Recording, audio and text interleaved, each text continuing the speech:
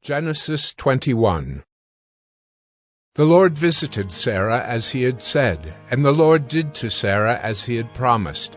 And Sarah conceived and bore Abraham a son in his old age at the time of which God had spoken to him.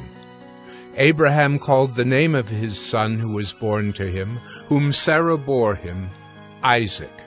And Abraham circumcised his son Isaac when he was 8 days old, as God had commanded him. Abraham was 100 years old when his son Isaac was born to him, and Sarah said, God has made laughter for me. Everyone who hears will laugh over me. And she said, Who would have said to Abraham that Sarah would nurse children?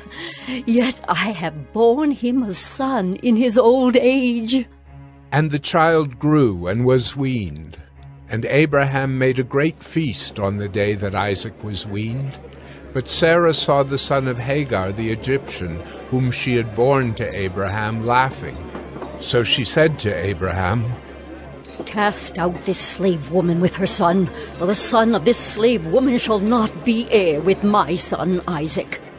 And the thing was very displeasing to Abraham on account of his son. But God said to Abraham, Be not displeased because of the boy and because of your slave woman. Whatever Sarah says to you, do as she tells you, for through Isaac shall your offspring be named. And I will make a nation of the son of the slave woman also, because he is your offspring. So Abraham rose early in the morning, and took bread and a skin of water, and gave it to Hagar, putting it on her shoulder along with the child, and sent her away.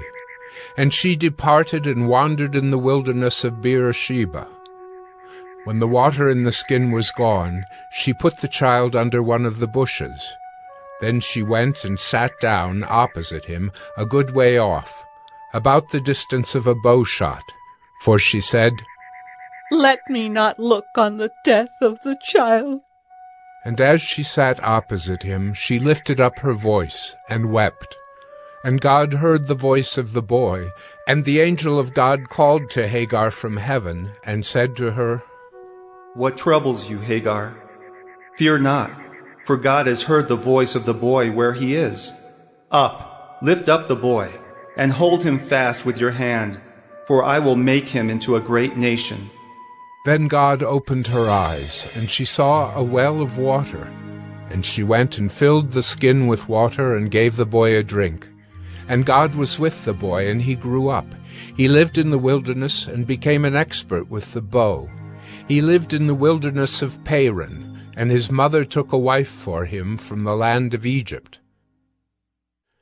At that time Abimelech and Phicol the commander of his army said to Abraham, God is with you in all that you do. Now therefore swear to me here by God that you will not deal falsely with me or with my descendants or with my posterity. But as I have dealt kindly with you, so you will deal with me and with the land where you have sojourned. And Abraham said, I will swear. When Abraham reproved Abimelech about a well of water that Abimelech's servants had seized, Abimelech said, I do not know who has done this thing. You did not tell me, and I have not heard of it until today. So Abraham took sheep and oxen and gave them to Abimelech, and the two men made a covenant.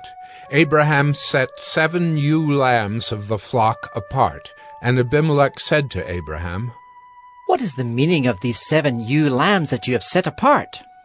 He said, These 7 ewe lambs you will take from my hand, that this may be a witness for me that I dug this well.